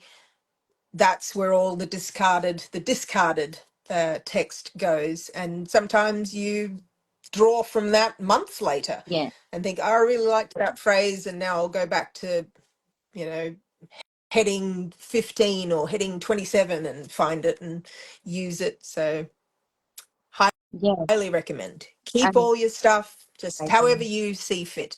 I Mm. fully agree. I fully agree with that. Mm. Nothing is waste. Nothing at all. We have Busy Barbie, BZY Barbie, and she says, Mhm. yes, I've been building the personalities of all mine. Some are easy, others a while to develop. Her Hmm. question was, do you make storyboards to keep track? I have, excuse me, storyboards up here. I don't, excuse me, sometimes I will physically write. I've got various notebooks and I might pick one up and jot some stuff in there. And definitely when there are big events happening within the doll storytelling, I will do an outline of the event. And I don't do that within the Notes app because when you type something using a device, it's a different mechanical operation that occurs within Yeah, your brain versus handwriting. When you write out something by hand, your brain approaches it differently. So there yeah, are very specific times that I use the handwriting and the overviews for those events and critical parts of the character development that is done by hand. So when you're trying to develop characters that might feel a bit difficult and maybe it's just not flowing as you'd hoped and they aren't as sort of made complete as you want them, the writing it out by hand, whether that's storyboarding or text, is great. Really, really helpful. Um, Probably because I've been doing this sort of thing, obviously not specifically with dolls, but storytelling in general. I have a slightly different approach. It's a very weird hybrid approach, and I'm very good at visualizing stuff up here. So I'll have the storyboard of sorts up here, yeah, stuff's written out by hand for the critical parts, and then taking over to the Notes app to flesh it all out into a scene. yeah. So yes, long response to the question It was about the storyboards excellent. is yes, storyboards of sorts. I Yes. love that. I love that. Even when you spoke, Hmm. a thought came to me as far as if someone is having a creative writer's block. Hmm. And when you spoke about using a laptop versus your tablet Hmm. versus writing it by hand, because it does Hmm. send off different stimulus in different areas of your Hmm. brain. So I even wonder if you're used to writing it out on a laptop Hmm. and you're having a writer's block, if you were to take pen to paper or Hmm. pencil to paper, would the ideas begin to flow? I think so. Yes, 100%. I think yes, yes, particularly if you are more accustomed to writing via device, whatever that might be, 100% agree that switching to handwriting will release that block. Definitely. yes, Yes. yes, Yeah. yes, yes. So you just get my mind going over here. Are you a big reader or a movie watcher? I'm big, big reader, big movie watcher. I love entertainment. So avid reader since I was a child. Bit difficult to see here, but we are in my study and there are just books everywhere.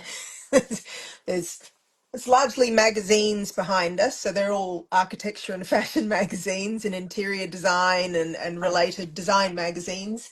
And then novels and classics and all of that are over there. So I 100% advocate that if you want to write, you must read. I I find agree. it very difficult to understand how someone doesn't read if they want to write. I know that there are people who do, at least they claim to online, and I find that a really interesting concept because it's so foreign to my approach. When you read, you you learn how to structure things, you learn how to tell a story in a different way, Yeah, you understand what connects with you, what engages you, and then you can learn from that and use it. And I absolutely credit the many years of reading with helping immensely with the writing. And the yeah, movie watching, well, first of all, love movies, love being taken somewhere else And ultimately, that's what the books and the movies will do, is to take Yes. us somewhere else. Whether we're reading the words and we take ourselves there, or we're watching the scenes play out on the screen and the actors take us there, the actors, the whole team, the crew, everyone Yes. takes us there.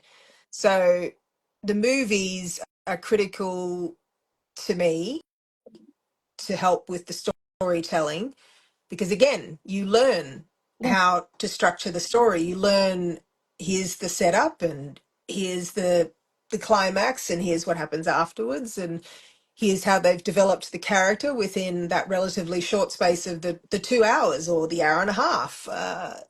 And you learn what Yes. makes for an engaging story, and these all help. You might Yes. think you're just watching Deadpool and Wolverine, but you're learning at the same time.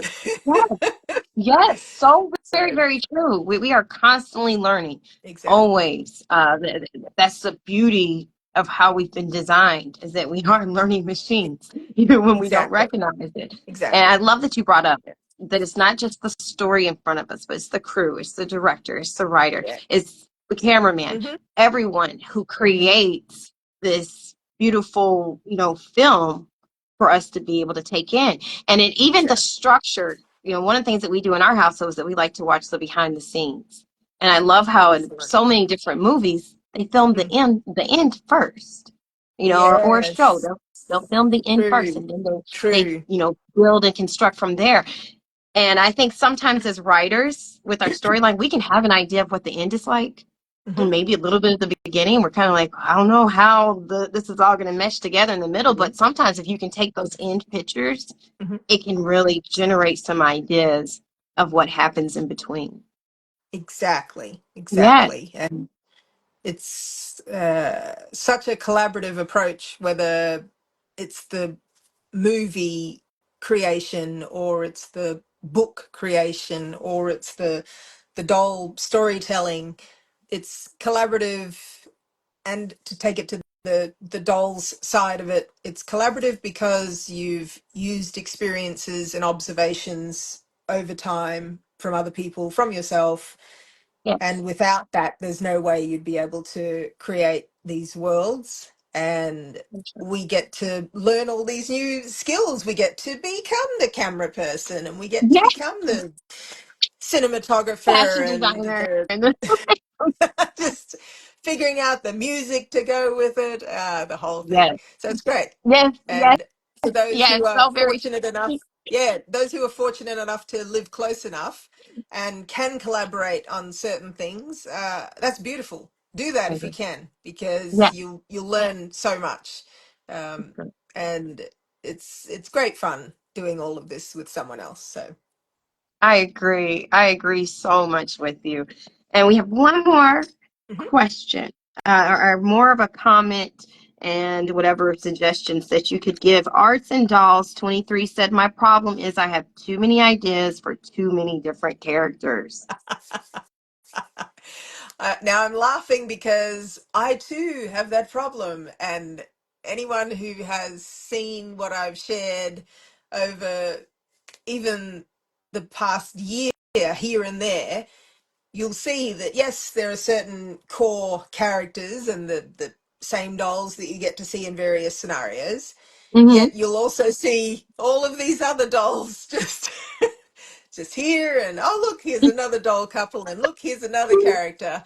And that is one way to enjoy having multiple ideas, is to just have fun with the multiple ideas, express the multiple ideas, don't ignore them, because why hold back?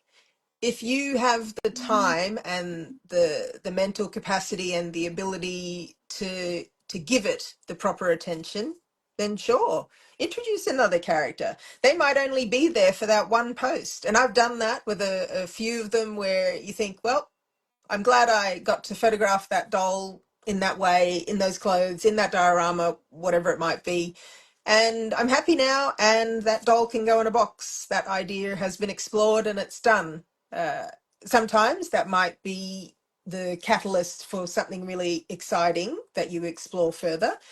and sometimes that's it. That's true. So to the comment and not so much concern, but query about how do we manage all of these ideas, you can manage that however you like. And sometimes it's about just jotting down the surplus ideas that don't make it to, I suppose, the stage, as it were. And you might come back to that next year. There are certain ideas Mhm. that That's were in true. the making with all of this storytelling of mine, and they've been in the making for 18 months, but not consistently, not to anyone observing from the outside. You might have only seen a snippet here and a snippet there.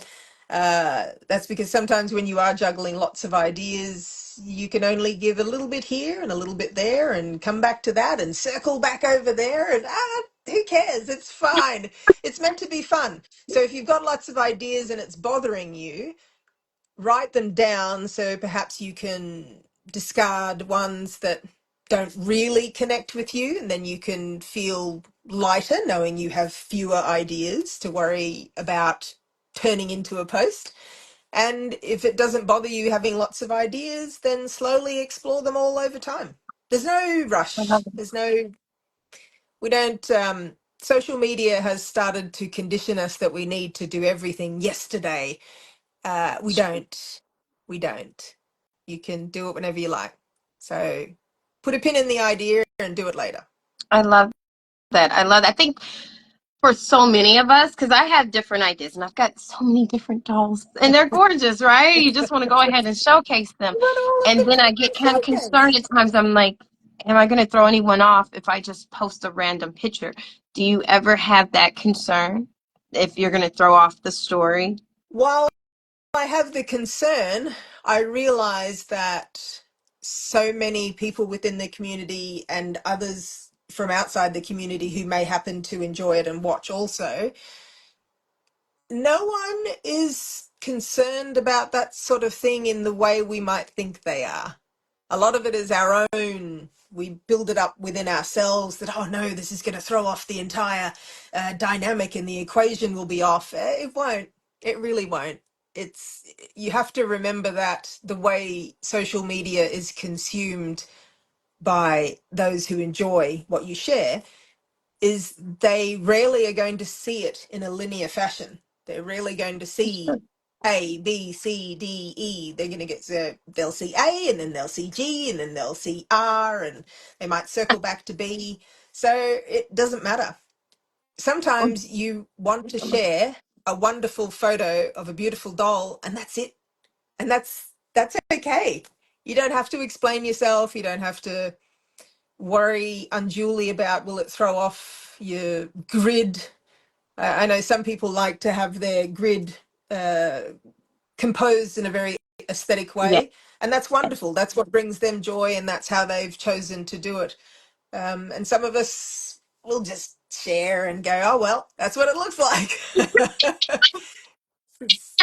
No one, well, very rarely will anyone look at it in its entirety. They will be shown a post and they'll Hmm. either connect with it, vibe with it, or they won't. And what's more important is that if you feel compelled on that day to share a photo of a doll that you love just for the fun of it, it's great. Do it. And that's what this Yeah. is supposed to be. It's fun. It shouldn't Yes. be so yeah, don't make it out to be this big problem and get yourself worked up. Yes. Enjoy. Just enjoy. I'm Yeah. so glad you said that. I'm so glad you said that because I do believe that for many of us, and I've heard from other doll, family members, doll collectors, that it begins to feel stressful. It almost feels like a job versus being an extension of you and a hobby and a fun place to gather and meet others who are involved in the same thing that we are. And I agree with you. I think that is a lot of stress and pressure that we kind of place on ourselves Yeah. versus what's really the outside influence. So I 100%. appreciate you for saying that. Yeah, and thank you. And I think we need to be kinder to ourselves and remember our why. Mm, When we can do yes, that, that yes. keeps us right where we need to be, helps us not worry about stuff like that. And we share what we can, when we can, what brings us joy in that moment. I think what really helps is treat your account like your personal, not so much scrapbook, because it's more than that. I love scrapbooks. That's not a, I'm not Yeah. having a go at scrapbooks. Oh, It's you. It's you on the, in the grid. yes. It's, and never be ashamed to share who you are. If Yeah. you want to have a whole involved story, and then here's a picture of a doll that's not related to the story and you may never see again, and now we're back to the story. That's great. Do that. Just have fun. That is, yeah. And I I agree. suppose if we keep the why and keep the fact that it's meant to be fun in mind, then we won't stress ourselves out, Julie. I love that. I love that. I love that. In fact, I'm going to put that in the caption from you. It is so important for us to remember our why. It is so very, very Yes. true because I believe that we do get kind of jumbled up with the politics of being, involved with social media and seeing other people's posts. And it's like, oh, well, and then we start judging our own. And does mine Ah, compare? And yes. are my Yes. photography skills really that good? And then you forget that you joined this because Hmm. you wanted to have fun. You wanted to stress relief. You wanted to showcase your dolls, your fashion, your new Exactly. purchases, whatever the case is. Mm, Remembering your why, that is so important in life exactly. period. In life period, precisely. And when we do that, everything else falls into place, Yeah. and we stop putting the stress on ourselves and remember that this is all meant to be fun. And I think what also helps is to acknowledge the reality that there's always going to be someone better than us. Always. And Yes. the sooner we accept and make peace with that, the sooner we can just enjoy ourselves and don't worry about it. You're going to walk into a room and there's always going to be someone better at XYZ. That's life. So accept that and let it go. Share I agree. what makes you happy, because every time I post, I'm learning something. Every time I post, I get that little bit better. Yes. So I understand that it's the journey, it's not the destination. There's no end point in sight for this. It's a constant exploration and experimentation and enjoyment and connection with others. Oh, I love that. I love that. And it's personal healing for us. It's personal enjoyment Yes. for us. And Hmm. then you never do know what kind of healing can be transmitted to someone else. One of the things that, because my husband's my bestie, so we talk all the time, and he always says, you never know what your story does for someone else. To us, it's just putting out our story for whatever Hmm. purpose, putting those storylines out there, but you don't Hmm. know what someone else is going through. True.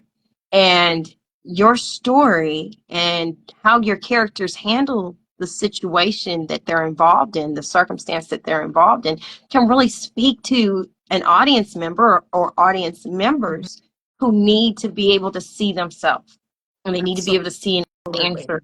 So Absolutely. I Yeah. believe that the storylines that you present Hmm. and that you put out there, it does that. It gives people an example through these beautiful dolls that Hmm. we own of how circumstances can come up Yes. and how situations can take place that they Hmm. kind of, they didn't really purposely involve themselves in, or maybe they Exactly. purposely did, Hmm. and the different ways that they handle it. Even the non-wedding. I love that you call it the non-wedding.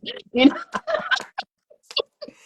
The number of I love that you DMs I got call it. after that event was really quite extraordinary. People sharing things about their own lives, where Yes. exactly what you and your husband discussed, that you never know what your story Mm, will do to help someone else. And it's that reminder that when you're sharing this, it's about connecting with the people who are experiencing all this with us, and yeah. they've had experiences in their own lives where they suddenly see, what happened at the engagement party, what happened at the non-wedding, what happened in various other points, and then you get all these messages and think, oh gosh, okay, wow, I hadn't even considered that that might be something that someone's actually experienced, and Yes. this has been cathartic for them, and this has Yes. really helped them. And that's such a humbling part of this whole process,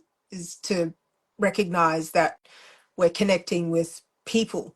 We might be Yes. using the dolls to do it, but the people watching us are right there with us and reliving maybe what they've gone through. And I suppose that goes to your point earlier about how we cover things sensitively. So Yes. we've got to keep the fact that sometimes we might be touching on something that really does bring up something maybe potentially painful for someone. So sensitivity is good. Yeah. I agree with you. I agree with you so very much. One of the things that you and I, before we close out, have in common Yeah. is that I had a doll, wherever she is. She's somewhere over here hugging on Reggie. I don't think you guys can really see her that good. But my Reggie and Heidi over here, they had their own little situation. They're stuck together, Nice. in which she didn't know who the father of her baby was, if it was Ty or if it was Reggie. And so when I saw your stuff, I was like, oh my gosh, like, oh, we got twins on here, as far as similar storyline. And so I loved the direction that you took with yours as far as one baby being one father's, Hmm. and they don't have Yes. twins, they only had the one. Yeah. And she hasn't even taken the test yet to really find out who the dad is. I love that. I love It happens that. for some people, right? But I love that you brought It up that it was does. twins and one belonged to this dad and one belonged Yep. to the other dad. And you brought up something that not everybody knew about.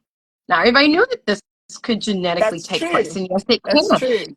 And I Yeah. also love the fact of being that there are some people who may have experienced that in their own life. And it Exactly. kind of, to me, took away that shame. And so Yeah, I really did absolutely. enjoy it. Oh, I'm so pleased because the main catalyst for that specific part of the story, having him be the father to one twin and him be the father to the other, is the fact that I just had so much of a sentimental connection to these two because they were that first doll couple as an adult, and I had to find a way to keep them connected. Yes. And then through the research went, wow, it is medically possible. Yes. It's more common in cats and dogs. And it's funny the number of people who went, yeah, yeah, yeah, I saw that in my cat and the neighbor's cat. And you went, oh my gosh, okay, so this is, yep, stuff that people have experienced for sure.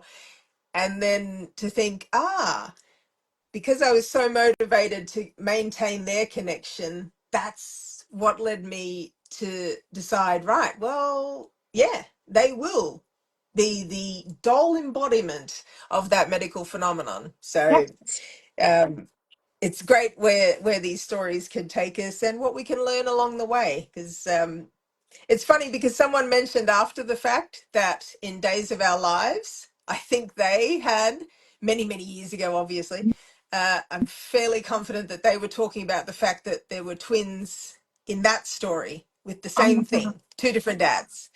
And it made me realize, well, I used to watch Days of Our Lives as a kid all the time. So it wouldn't surprise me if that little gem just kind of stuck back there. And then I went, right, how do I keep these two together? And then, yep, one thing led to another. So And I just kind of like, it just filtered right into the conscious. And there you 100%, go. exactly. And it's great. These stories, they can go wherever you want them to go. It's great. They really, Yeah. really can. They Hmm. truly, truly can. Well, I just want to thank you. I hope that we got everyone's questions and comments. I know Busy Barbie said this has been an amazing conversation. Busy Barbie said, thanks for sharing. Deeper than Doll said, yes, I remember. And I Yeah, just want there to we go. tell you Excellent. personally, Mhm. thank you so much for joining me today. I have Thank you had so much. Much. for having me. Thank you for inviting me to have this wonderful discussion. Thank you for everyone who's been able to join us Oh, and thank to you. ask the great questions and listen to what we shared. It's this community every day. I'm just amazed and excited and so grateful to be part of. So thank you Yes. all so very much. And thank you, RK, for a wonderful morning. Thank Well, you, Candy. evening for you, morning for me. Oh, Candy, I appreciate you and I thank you so much. And you have an awesome day. It's crazy how those 12 I hours are different. I know it's pretty funny because if everyone is unaware, RK is still Friday night, Yes. and I am now, well, technically Saturday afternoon. It's 12:02 p.m. here, so the magic of time differences and social media and going live. I love it. Yes. And the beauty, once again, just like she said, of our community, that we are able to network and join and make friends and have Exactly. these beautiful connections because of social media. Yeah. So although we do get frustrated with the Yes. flagging, everything else, True. it just doesn't take away from the beautiful connections that we make just like It does this. not. It's just a little annoyance on the side, has no bearing on anything. It is those connections with the people that really makes this a fantastic place to be. So thank you again, RK, and thank you everyone who's been able to join us today. This has been really fun. Thank you. You have a good day today. You And you too. guys Take have a good care. evening or a good day as well. Yes, Bye bye. exactly. Everyone enjoy your day, night, weekend. There you go. And we will be talking again. Sounds amazing. I look forward to it. Me Thank you too. so much. Thank you. Bye. Bye bye.